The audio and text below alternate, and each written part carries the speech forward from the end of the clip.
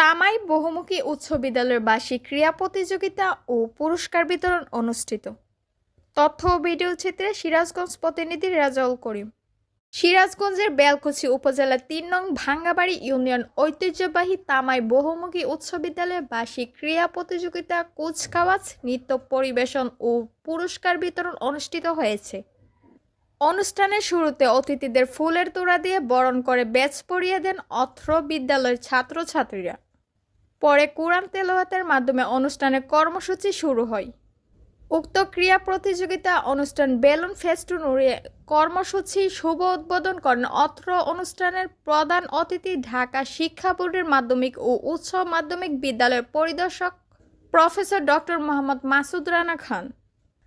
২৬শে জানুয়ারি সোমবার সকালে তামাই বহুমুখী উচ্চ বিদ্যালয় মাঠে অনুষ্ঠানের সভাপতিত্ব করেন তামাই গ্রামের বিশিষ্ট সমাজসেবক ও শিক্ষানুরাগী আলহাজ ফজলার রহমান তালুকদার।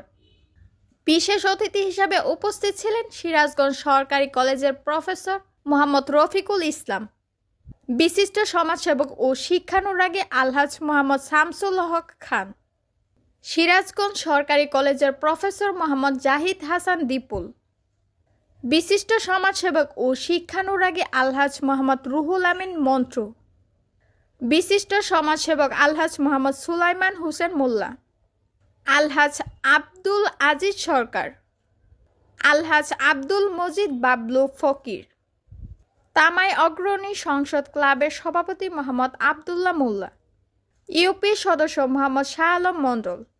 শুভেচ্ছা আনতে তামাই বহুমুখী উচ্চ বিদ্যালয়ের প্রধান শিক্ষক মোহাম্মদ আব্দুল হামিদ সরকার ও অন্যান্য শিক্ষক শিক্ষিকা ও ছাত্রছাত্রী এবং মাঠের চারদিকে হাজার হাজার দর্শনার্থীরা উপস্থিত ছিলেন।